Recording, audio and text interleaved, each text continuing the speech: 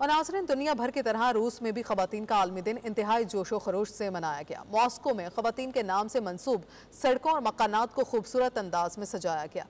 फूलों की दुकानों पर ख़वातीन के लिए फूल खरीदने के लिए मर्द हजरात का तांता बंधा हुआ है। मज़ीद जानते मॉस्को में मौजूद हमारे नुमाइंदे शाहिद खुम्मन से। जी शाहिद।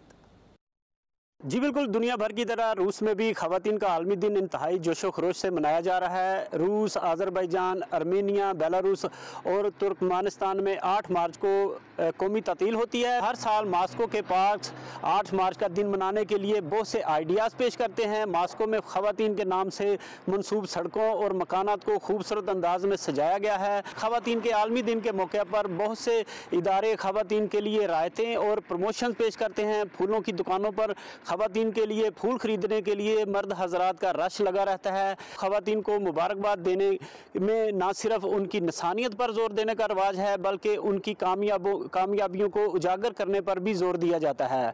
औरतों को फूल पेश किए जाते हैं, ताहम अक्सर ख़वातीन को जेवरात, परफ्यूम, कॉस्मेटिक्स कंपनियों, ब्यूटी सैलून और कपड़ों की दुकानों से सर्टिफिकेट और फूल मिलते हैं। जी।